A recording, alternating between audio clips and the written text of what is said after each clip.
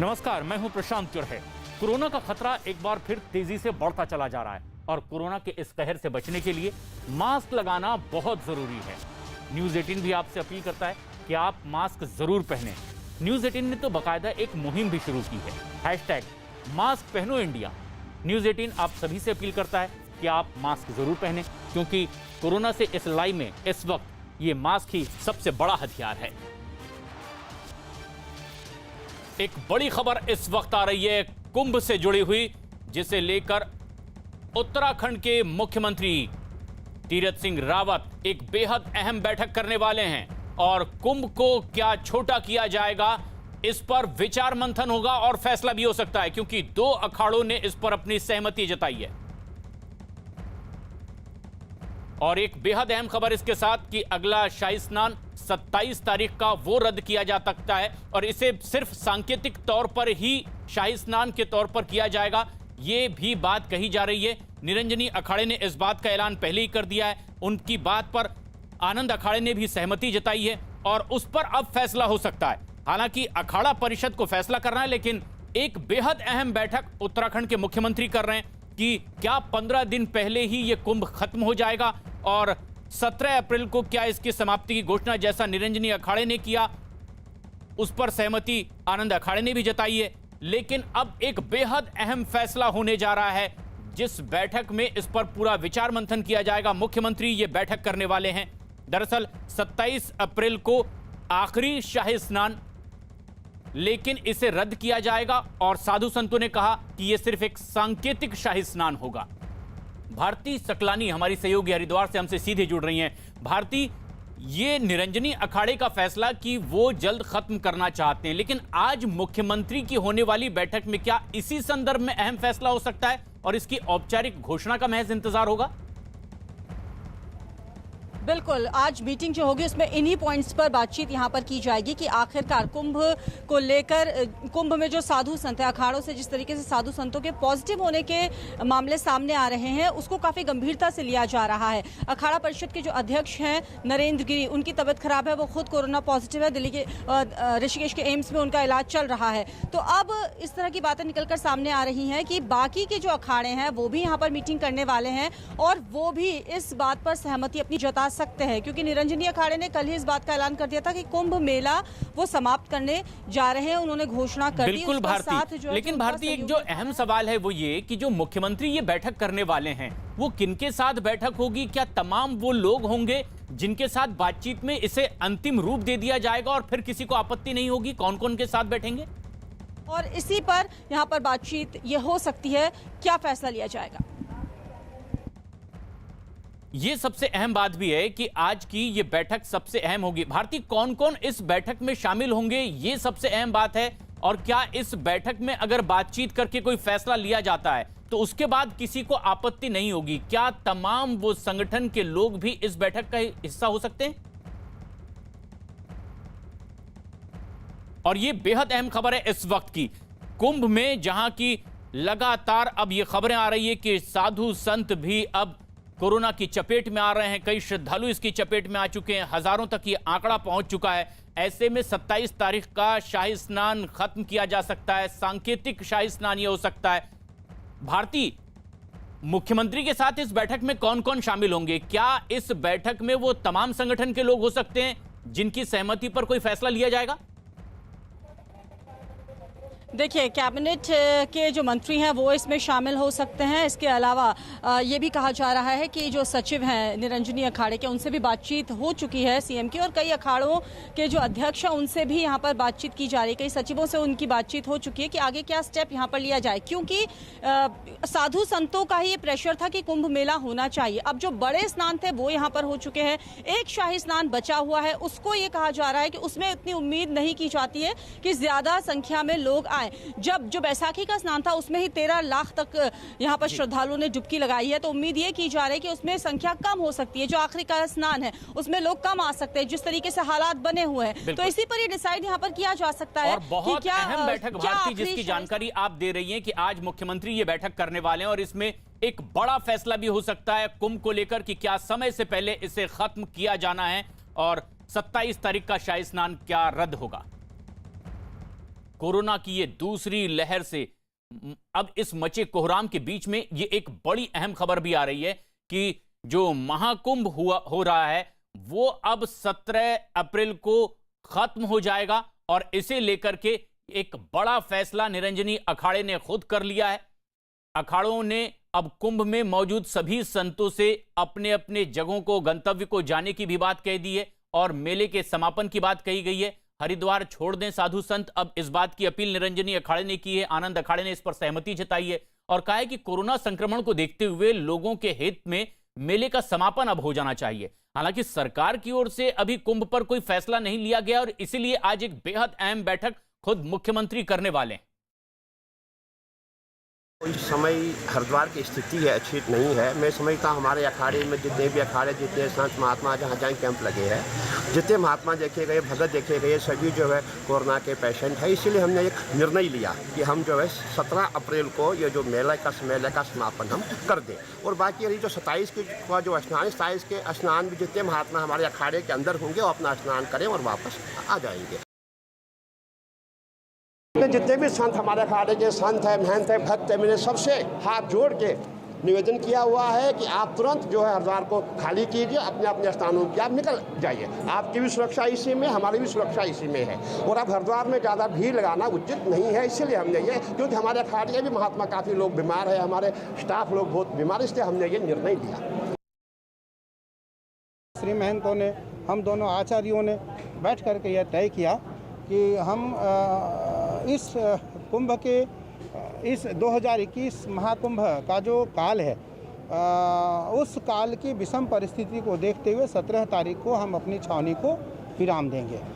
17 के बाद कोई भी बड़ा कार्यक्रम हमारे शिविर में, हमारे अखाड़े में नहीं होंगे। निरंजनी अखाड़े ने यह बड़ी घोषणा कर दी है कि 17 तारीख को वो अपनी तरफ से इसका समापन करने जा रहे हैं। इस महामारी को देखते हुए संक्रमण और ज्यादा ना फैले, इसे एहतियातन ये कदम उठाने की बात निरंजनी अखाड़े ने कही है। एक और आनंद अखाड़ा जिसने इस पर सहमति जताई है, लेकिन अभी अखाड़ा परिषद ने कोई आधिकारिक घोषणा नहीं की है इस फैसले की और ना ही सरकार की ओर से, जबकि अभी 15 दिन का और वक्त है। लेकिन अब माना यह जा रहा है कि इसी पर चिंतन होगा। आज बहुत अहम बैठक खुद मुख्यमंत्री करने जा रहे हैं और क्या समय से पहले कुंभ का समापन होगा, कुंभ मेला खत्म कर दिया जाएगा, इस पर विचार मंथन होगा। क्योंकि हरिद्वार में लगे इस कुंभ में भी अब लगातार साधु संत और भक्त कोरोना की चपेट में आ रहे हैं। हजारों की तादाद में यह आंकड़ा बढ़ता जा रहा है। एक संत की तो इससे जान भी चली गई है और कुछ लोग अस्पतालों में भर्ती हैं। ऐसे में इस कुंभ को अब समय से पहले खत्म करने पर फैसला हो सकता है। भारती हमारी सहयोगी लगातार हरिद्वार से हमारे साथ बनी हुई हैं। भारती, ये जो फैसला लिया है निरंजनी अखाड़े ने, आनंद अखाड़े ने, उस पर सहमति जताई है, बाकी अखाड़ों की कोई राय इस पर आई है कि वो भी उनके साथ हैं और कोई विवाद इसमें नहीं कि कुंभ जल्दी खत्म कर दिया जाए?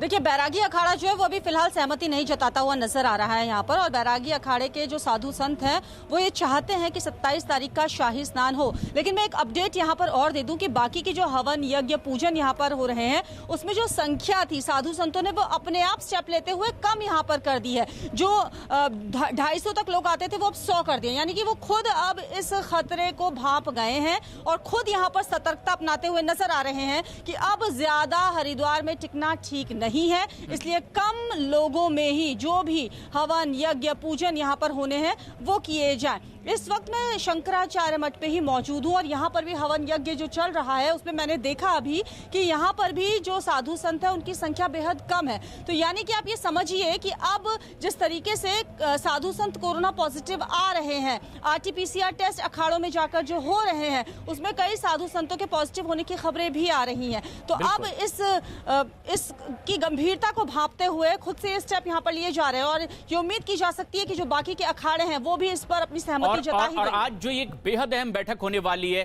संभवतः उस पर अंतिम निर्णय भी लिया जाए। कोरोना की दूसरी लहर से मचे कोहराम के बीच स्वास्थ्य मंत्री डॉक्टर हर्षवर्धन अब तैयारियों का जायजा लेने के लिए दिल्ली के एम्स पहुंचे हैं। उन्होंने एम्स के निदेशक रणदीप गुलेरिया के साथ बैठक की है। कोरोना के निपटने के लिए तमाम उपायों पर चर्चा उनके साथ की है। रणदीप गुलेरिया ने भी कोरोना पर लगाम लगाने के लिए वैक्सीनेशन की मुहिम को बेहद अहम बताया और ऐसी ही राय खुद स्वास्थ्य मंत्री की भी।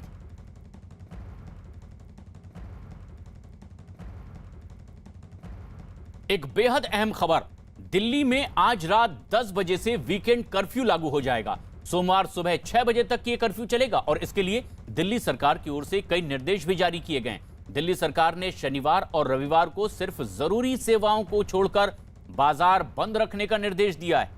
ऐसे में दुकानदारों की चिंता एक बार फिर बढ़ गई है। दुकानदारों का कहना है कि इस साल किसी भी तरह कारोबार पटरी पर आया था, लेकिन एक बार फिर से इस तरह की पाबंदियों से उनकी रोजी रोटी पर मार पड़नी तय है।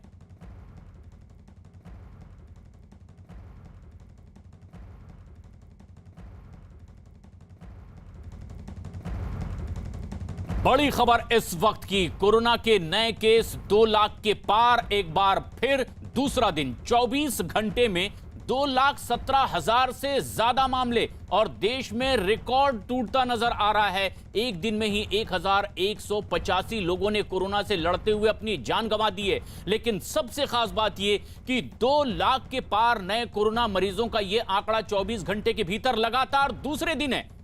2,17,000 आज एक नया रिकॉर्ड बनाता हुआ कोरोना का यह नया आंकड़ा, और एक दिन के भीतर ही पिछले 24 घंटे में 1,185 लोगों ने कोरोना से लड़ते हुए अपनी जान गंवा दी है। रवि सिंह हमारे सहयोगी फोन लाइन पर मौजूद हैं। रवि, क्या और स्वास्थ्य मंत्रालय की ओर से आधिकारिक तौर पर जानकारी दी गई है? स्वास्थ्य मंत्रालय की तरफ से यही जानकारी दी गई है और आंकड़े यही दिए गए हैं कि अब तक ये सबसे बड़े केस हैं, सबसे बड़े आंकड़े हैं। 2,17,353 अभी तक इतने मामले एक साथ में एक दिन में कभी नहीं आए थे, और ये दूसरा ऐसा दिन है, लगातार दूसरा ऐसा दिन है जब 2 लाख से ज्यादा मामले 24 घंटे में दर्ज हुए हैं। अगर हम बात करें जनवरी की बात करें तो लगभग 5 लाख नए केस जुड़े हैं। तो मार्च की बात करें तो 10 लाख से ज्यादा मामले जुड़े हैं और अप्रैल में ही 21,42,582 मामले आए हैं 16 अप्रैल तक। इन 16 दिनों में काफी ज्यादा केसेस में बढ़ोतरी हुई और खास करके अप्रैल के महीने में तो केसेस में हर रोज लगातार बढ़ोतरी हो रही है, और ये केस कहां तक थमेंगे इसका अभी कोई बताने वाला नहीं है, और ना ही कोई अभी इसका अंदेशा लग सकता है कि ये कहां तक कंट्रोल होगा और ये आंकड़ा कब तक बढ़ेगा। ये सबसे अहम बात भी है कि लगातार दूसरे दिन 2 लाख से ऊपर गया है मौत का ये आंकड़ा, कोरोना मरीजों का आंकड़ा, माफ कीजिए, और मौत 1,185। 24 घंटे के भीतर ही लगातार कोरोना मरीजों का ये आंकड़ा बढ़ता चला जा रहा है।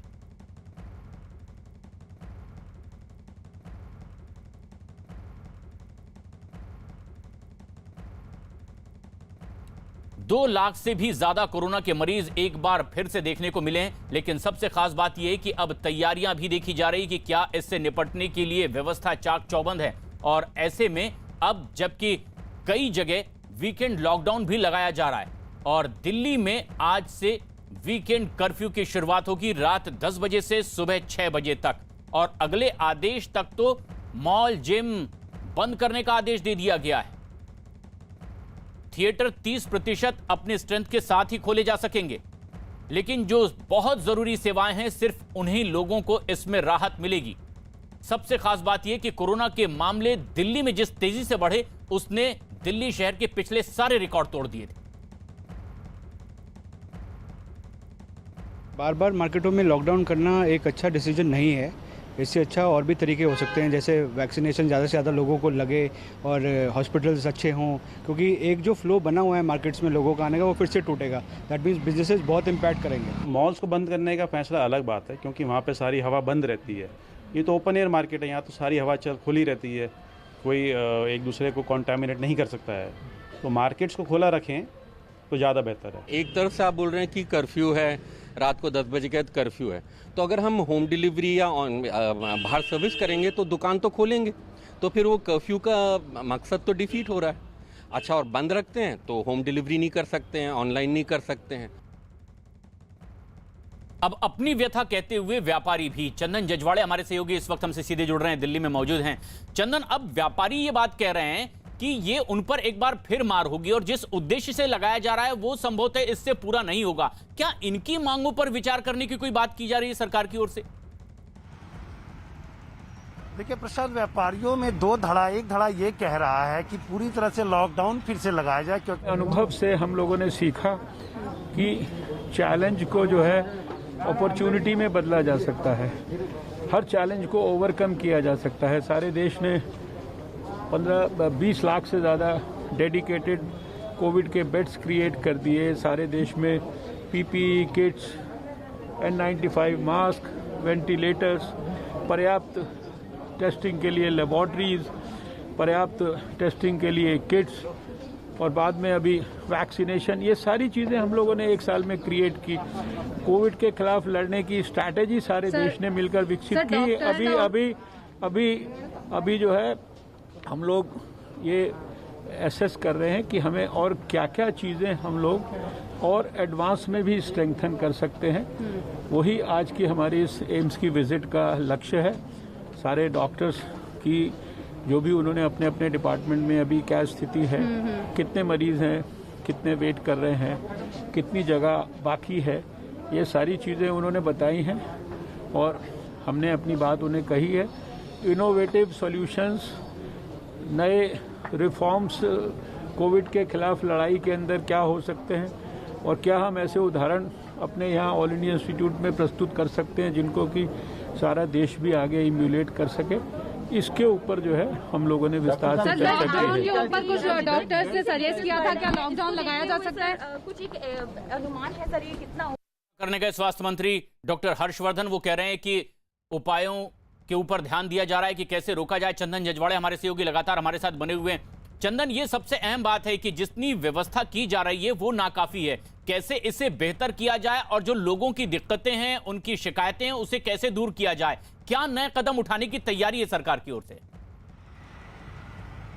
देखिए, सरकार के लिए सबसे बड़ी चुनौती है कि रोज जो मामले सामने आ रहे हैं उनसे कैसे निपटा जाए। एक तरफ हॉस्पिटल्स में जो क्लेम है कि 5000 बेड खाली हैं, लेकिन जैसे ही पेशेंट की संख्या बढ़ रही तो बेड की संख्या भी कम हो रही। दिल्ली सरकार इसकी तैयारी में लगी है कि किस तरह से बेड की संख्या बढ़ाई जाए ताकि इमरजेंसी होने पर पेशेंट्स को एडमिट किया जाए। दूसरी तरफ प्रशांत, आपने एक बात कही कि कुछ व्यापारी ये मांग कर रहे हैं कि इस तरह के कर्फ्यू से उनका नुकसान होगा या उनकी रोजी रोटी पर संकट होगा। लेकिन एक और बात है प्रशांत, व्यापारियों का कुछ धड़ा ऐसा है, कुछ संगठन ऐसे हैं जो कंप्लीट लॉकडाउन की एक बार फिर से मांग कर रहे हैं। उनका कहना है कि जान बचाना ज्यादा जरूरी है और एक बार कोविड के इस चेन को तोड़ना ज्यादा जरूरी है, तो वो दिल्ली सरकार या केंद्र सरकार से भी अपील करेंगे और इसके लिए जल्दी ही वो लोग ऑफिशियली अपील करेंगे कि एक बार फिर से बड़े शहरों में खास करके दिल्ली के जो व्यापारिक संगठन है कि यहाँ पर कंप्लीट लॉकडाउन हो ताकि कोविड के इस चेन को ब्रेक किया जाए। यानी कि व्यापारियों में भी दो राय है, देखना होगा कि दिल्ली सरकार इन राय को लेकर के क्या अंतिम फैसला करती है। चंदन, लगता है कि उनमें सहमति बनाने की भी कोशिश होगी, बीच का रास्ता निकालने की कोशिश होगी, लेकिन दिक्कत अब तमाम देश भर के कई राज्यों में, राजस्थान में भी आज से इसीलिए वीकेंड लॉकडाउन लगाया जा रहा है और यह शाम 6 बजे से शुरू होगा, सोमवार 5 बजे तक यह जारी रहेगा। कर्फ्यू के दौरान दूध, फल, सब्जी समेत जो दूसरी और जरूरी चीजें हैं उन्हें इसमें राहत मिलेगी। बैंक कर्मचारियों को भी इसमें छूट होगी। मुख्यमंत्री अशोक गहलोत ने वीकेंड कर्फ्यू का ऐलान करते हुए 30 अप्रैल तक नाइट कर्फ्यू जारी रखने की बात कही है। और ऐसे में व्यवस्था क्या है, तैयारी किस तरह की है, भवानी सिंह हमारे सहयोगी जयपुर से सीधे जुड़ रहे हैं। भवानी, आज से जिस तरह की पाबंदी अब जनता राजस्थान में देखने वाली है, उसके लिए कितने पुख्ता इंतजामात कि लोगों को दिक्कत भी कम से कम हो और इस पर रोक भी लगाई जा सके? देखिए प्रशांत, सरकार की ओर से पूरी तैयारी की जा रही है और इमरजेंसी सर्विसेज है उनको इससे बाहर रखा गया, कर्फ्यू से बाहर रखा गया। इसके अलावा जो सब्जी वाले, जो किराना है, इसको भी अलग रखा गया। जो ज़रूरत की चीज़ें हैं उसको बाहर रखा गया। और बाज़ार, क्योंकि आज 6 बजे से कर्फ्यू है, लेकिन उससे पहले 5 बजे, 1 घंटे पहले ही बाज़ार बंद हो जाएगा। और उसकी वानगी ये है कि बाज़ार आज जयपुर में पहले खुल गए 11 बजे। हम जयपुर के वॉल सिटी के अंदर हैं, बड़ी चौपड़ का बाज़ार है और हमेशा 11 बजे मार्केट खुलता है, लेकिन फैसला किया गया है कि 2 घंटे की भरपाई की जाए, इसलिए सुबह 9 बजे से मार्केट खुल गया। चहल पहल आप देख सकते हैं, इतना जल्दी ये मार्केट खुलता नहीं है। बिल्कुल। हालांकि लापरवाही लोगों की साफ तौर पर आप देख सकते हैं कि अभी भी मास्क नहीं लगा रखा आपने, क्यों? अच्छा बताएं, आज बाजार आपने जल्दी खोला? क्यों? इसके लिए कि शाम को आज कर्फ्यू लग जाएगा, इससे शाम को 5 बजे कर्फ्यू लग जाएगा, इससे पहले हम बाजार बंद कर। टाइम कम मिलेगा आपको? हाँ, टाइम कम। देखिए टाइम कम मिलेगा जाहिर तौर पर, इसलिए दुकानदारों ने अपनी तैयारी कर ली है और यहाँ पर अभी से भीड़ बढ़ने लग गई है। लोग यहाँ पर पहुँचने लगे हैं, जल्दी में लोग कोशिश कर रहे हैं कि जितना सामान यहाँ से बेच सके। लोगों को डर है कि और हो भवानी, सकता हम हो कि तस्वीरों में भी देख रहे हैं और शायद अमूमन ऐसा देखा नहीं जाता होगा कि इतनी सुबह से ही मार्केट खुल जाए और लोगों की भीड़ भी वहां दिखाई दे। कोरोना पर ये एक बड़ी खबर इस वक्त आ रही है गुजरात के राजकोट से, जहां पर कोरोना की दूसरी लहर की वजह से कोहराम मचा हुआ है। राजकोट में पिछले 24 घंटे में कोरोना की वजह से 82 लोगों की जान चली गई है और ऐसे में व्यवस्था को लेकर के भी लोग कई सवाल खड़े कर रहे हैं।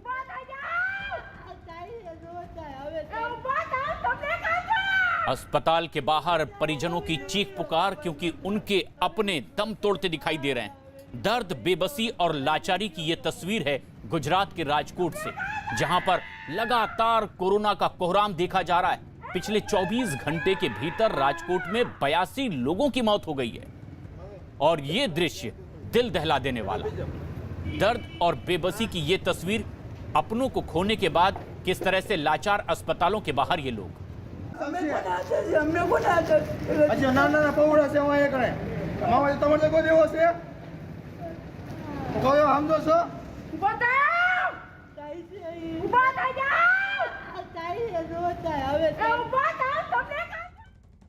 जनक दवे हमारे सहयोगी लगातार हमारे साथ बने हुए हैं। जनक, चीख चित्कार और बेबसी की ये तस्वीर, लेकिन सबसे अहम सवाल ये जो इन परिजनों की ओर से खड़े किए जा रहे हैं कि आखिर व्यवस्था इतनी कमजोर क्यों? जवाब क्या आते हैं?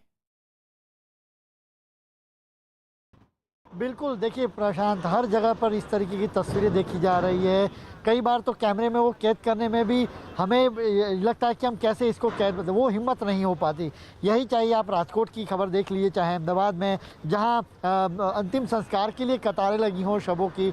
अस्पतालों में तो एडमिशन के लिए है, लेकिन मरने के बाद भी उनको शवों को अंतिम संस्कार किया जाए उसके लिए भी कतारें लगती है। सरकार के पास जो प्रयास है वो अपने हिसाब से कर रही है और इसी के चलते हाईकोर्ट को इंटरवीन करना पड़ा। कहीं ना कहीं हाईकोर्ट को लगा कि ये स्थिति अब कंट्रोल से बाहर जा रही है और इसी के चलते हाईकोर्ट ने सरकार को भी आदेश दिए हैं कि सबसे पहले टेस्टिंग से लेकर सारी चीज़ों पर ध्यान दिया जाए, एडमिशन किया जाए, ऑक्सीजन बेड अवेलेबल हो, क्योंकि लोगों की ज़्यादातर मौत इसलिए हो रही है कि ऑक्सीजन उनको नहीं मिल पा रहे, आईसीयू की कमी है, ऐसे में ये दिक्कत हो रही है। मैं फिलहाल अभी अहमदाबाद के GMDC ग्राउंड में हूँ प्रशांत, और दिखाऊंगा कि देखिए जब हाईकोर्ट की फटकार लगी उसके बाद किस तरीके से अब टेस्टिंग बढ़ाई गई है। यहाँ पर ये GMDC ग्राउंड में वॉक इन जो टेस्टिंग वो हो रही है और सामने ड्राइव थ्रू RT-PCR है। गाड़ी लेकर आइए आप और यहाँ आपको कहीं कतार में उस तरीके से खड़ा नहीं रहना या कोई तकलीफ नहीं होगी। आप अपनी गाड़ी में आराम से बैठिए और आपका जैसे ही टोकन की नंबर आएगा आप टेस्टिंग कर सकते हैं।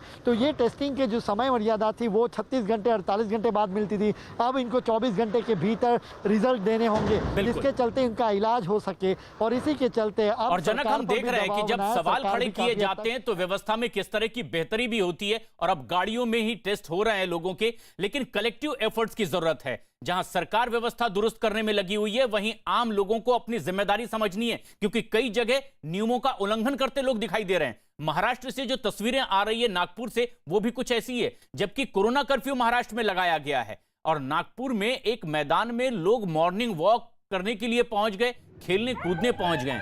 यहां पुलिस सभी को हटाने के लिए पहुंची और बेवजह बाहर निकलने वालों को चेतावनी भी यहां पर दी गई है। नागपुर की यह तस्वीर। विवेक हमारे सहयोगी लगातार हमारे साथ बने हुए हैं। विवेक, क्या ये वो लोग हैं जो बाहर निकल आए जिन्हें जानकारी नहीं कि कोरोना कर्फ्यू लगा हुआ है महाराष्ट्र में और स्थिति बेहद गंभीर बनी हुई है, या जानबूझकर इस तरह की लापरवाही की जा रही है? प्रशांत, देखिए सबसे पहले आपको बताना चाहेंगे जो लोग बाहर निकल रहे हैं कि उनको इस बात को, ये बहुत ही मजाक वाली बात होगी, बहुत हंसने वाली बात होगी कि लोगों को जानकारी नहीं है। लोगों को पूरी जानकारी है, लोगों को पूरी जानकारी है कि खास तौर पर जब CM उद्धव ठाकरे ने बाकायदा लोगों को संबोधित किया था तो सब लोगों ने सुना था कायदे से कि पूरे राज्य में कोरोना वायरस के मामले लगातार बढ़ते जा रहे हैं और यही वजह है कि पूरे राज्य में धारा 144 लगा दी गई है। धारा 144 का मतलब होता है कि 5 लोग एक जगह इकट्ठे होकर ना बैठ सकते हैं, ना चल सकते हैं, ना इकट्ठे हो सकते हैं। साथ ही साथ जनता कर्फ्यू लगा दिया गया। बाकायदा CM ने समय निर्धारित किया था कि जनता कर्फ्यू के समय कोई भी बाहर नहीं निकलेगा, सिर्फ एसेंशियल चीजें ही कि जो लोग जुड़े हुए वही बाहर निकलेंगे। उसके बावजूद भी महाराष्ट्र के नागपुर में देखिए जो मैदान है, मैदान में लोग मॉर्निंग वॉक करने पहुंच गए, जॉगिंग करने पहुंच गए और सबसे डरावनी वाली बात है कि लोग वहां पे खेलने तक पहुंच गए। अब अन्यथा विजुअल में भी देख सकते हैं कि नागपुर की पुलिस को बाकायदा सायरन बजा के अंदर जाना पड़ा, बाकायदा अनाउंसमेंट करना पड़ा कि पूरे राज्य में धारा 144 लगी हुई है, कानूनी कार्रवाई की जाएगी, कोई भी अपने घरों से बाहर ना निकले जब तक कोई जरूरत की। और इसीलिए भी हम तस्वीरों में देख पा रहे हैं विवेक कि अब सख्ती बढ़ाई जा रही है और यही हिदायत लोगों को दी जा रही है। एक बड़ी खबर इस वक्त आ रही है, देश में कोरोना के बढ़ते मामलों की वजह से अब कई राज्यों में हो रही ऑक्सीजन की कमी को देखते हुए केंद्र सरकार ने ऑक्सीजन आयात करने का फैसला किया है और इसके तहत 50,000 मीट्रिक टन मेडिकल ऑक्सीजन का आयात किया जाएगा। सरकार का एक बड़ा फैसला। और इसके साथ ही साथ 100 नए अस्पतालों में पीएम केयर फंड के तहत ऑक्सीजन प्लांट भी बनवाए जाएंगे। देश में 12 राज्य ऐसे हैं जहां सबसे ज्यादा कोरोना के मामले सामने आ रहे हैं और इन राज्यों में ऑक्सीजन की मांग बढ़ गई है। ये राज्य महाराष्ट्र, मध्य प्रदेश, गुजरात, उत्तर प्रदेश, दिल्ली, छत्तीसगढ़, कर्नाटक, केरल, तमिलनाडु, पंजाब, हरियाणा और राजस्थान है। इतना ही नहीं, भारत सरकार ने महाराष्ट्र सरकार की संस्था अफकिन इंस्टीट्यूट को अब भारत बायोटेक की कोवैक्सीन के प्रोडक्शन की भी इजाजत दे दी है। यानी महाराष्ट्र सरकार इसके लिए अब केंद्र से इजाजत भी मांग रही थी, जिसकी इजाजत उन्हें मिल गई है। चंदन हमारे सहयोगी हमारे साथ बने हुए हैं। चंदन, इस तरह की कई और दरख्वास्त केंद्र सरकार से की गई थी, लेकिन अब कोवैक्सीन का प्रोडक्शन महाराष्ट्र में भी हो सकेगा। इसके साथ साथ और किस तरह की रियायत सहूलियत मिल पाएगी जिससे कि कोरोना से लड़ा जा सके? देखिए, सबसे ज्यादा जरूरी अभी प्रशांत, जिस तरह से एम्स के डायरेक्टर ने भी कहा है कि वैक्सीनेशन प्रोग्राम को आगे बढ़ाना, और सरकार ने इसके लिए कई विदेशी वैक्सीन को भी भारत में ट्रायल के लिए मंजूरी दे दी है। उसमें जो वक्त लगेगा प्रोसेसिंग में, उस दौरान तक भारत में लोगों को सावधानी बरतनी होगी। वैक्सीन का बड़ा एक जो है डोज चाहिए भारत में विशाल आबादी के लिए, इसलिए भारत में जरूरी है कि रसिया की चाहे स्पुतनिक भी हो, चाहे फिर दूसरे देशों में जो प्रोडक्शन हो रहा है वैक्सीन का, जो कि दूसरे देशों में इस्तेमाल हो रहा है, उनको भारत में ट्रायल के लिए बुलाया जा रहा है। यहाँ देखा जाएगा कि लोगों पर क्या असर रहता है, उसके बाद यहाँ भी वैक्सीनेशन प्रोग्राम में उन सारे वैक्सीन को शामिल किया जाएगा। लेकिन ये एक लंबी प्रक्रिया होगी प्रशांत, इसे फौरन लागू नहीं किया जा सकता, क्योंकि सारे इसके जो है इफ्स एंड बट्स देखे जाते हैं, क्या इम्पैक्ट हो रहा है पेशेंट्स पर या जिनको टीका दिया जा रहा है वो देखना होता है। लेकिन इस बीच लोगों से बार बार अपील की जा रही है कि वो अपनी तरफ से सावधानी बरते। सबसे ज्यादा जरूरी केंद्र सरकार को भी लग रहा है ऑक्सीजन को लेकर के, तो ऑक्सीजन की सप्लाई कैसे हो अलग अलग राज्यों में, उसके लिए भी केंद्र की तरफ से पहल की गई है। और संभवतः इसीलिए भी अब आयात करने का फैसला सरकार ने किया है जो मेडिकल ऑक्सीजन है। लेकिन महाराष्ट्र सरकार की ओर से जो दरख्वास्त की गई थी केंद्र की ओर से, उस पर हामी भरती दिखाई दे रही है केंद्र सरकार। विवेक हमारे सहयोगी लगातार हमारे साथ बने हुए हैं, मुंबई में मौजूद हैं। विवेक, एक पत्र भी उद्धव ठाकरे ने लिखा था प्रधानमंत्री नरेंद्र मोदी को। अब जो बहुत सी चीजों पर सहमति जताई गई है, कौन कौन सी ऐसी चीजें हैं जिसमें अब महाराष्ट्र सरकार के लिए यह राहत की खबर बनकर आ सकती है? प्रशांत, देखिए, जो पूरा राहत की खबर है महाराष्ट्र सरकार के लिए बोल सकते हैं कि हैफकिन इंस्टीट्यूट जो मुंबई में ही है, वो उन्होंने बाकायदा परमिशन मांगी है। महाराष्ट्र सरकार ने बाकायदा केंद्र सरकार से परमिशन मांगी थी, जो वैक्सीन बनाई जा रही थी उसकी परमिशन हैफकिन को दी जाए, क्योंकि जो एस्ट्राजेनेका जो कंपनी जो वैक्सीन बना रही थी, उन्होंने कहा था कि हैफकिन कंपनी को वो मदद करे वैक्सीन बनाने के लिए। वो केंद्र सरकार ने पूरी जो परमिशन है वो हैफकिन इंस्टीट्यूट को दे दी है। यानी बहुत बड़ी राहत आप बोल सकते हैं कि मुंबई में ही वैक्सीन बनेगी, हैफकिन इंस्टीट्यूट में ही वैक्सीन बनेगी। और जो मुंबई के जो आसपास इलाके, जो सबसे ज्यादा अफेक्टेड इलाके हैं, वहां पर ये वैक्सीन आसानी से सब जगह पहुंच सकती थी। पहले क्या होता था कि जो भी वैक्सीन होती थी वो आपको केंद्र सरकार से मांगनी पड़ती थी। केंद्र सरकार वैक्सीन को डिस्पैच करता था, वो डिस्पैच होने के बाद अलग अलग एयरपोर्ट पर उतरती थी, एयरपोर्ट पर उतरने के बाद छोटे छोटे जिलों और शहरों में जाती थी, जिसमें काफी ज्यादा समय लग सकता था। यही वजह थी कि उद्धव ठाकरे ने बाकायदा एक चिट्ठी लिखी थी प्रधानमंत्री को, उसमें यह मांग की थी कि जो हैफकिन इंस्टीट्यूट है वो किसी पार्टी के या फ्रेंचाइजी के तौर पर उसको परमिशन दी जाए, ताकि यहाँ पर मुंबई में वैक्सीन बनाई जाए। आखिरकार विवेक, केंद्र सरकार ने यह अनुमति दे दी है। कोवैक्सीन जो भारत बायोटेक हैदराबाद में निर्माण हो रहा था, अब महाराष्ट्र में भी हो सकेगा। इसकी इजाजत महाराष्ट्र सरकार ने मांगी और केंद्र ने इसकी इजाजत अब दे दी।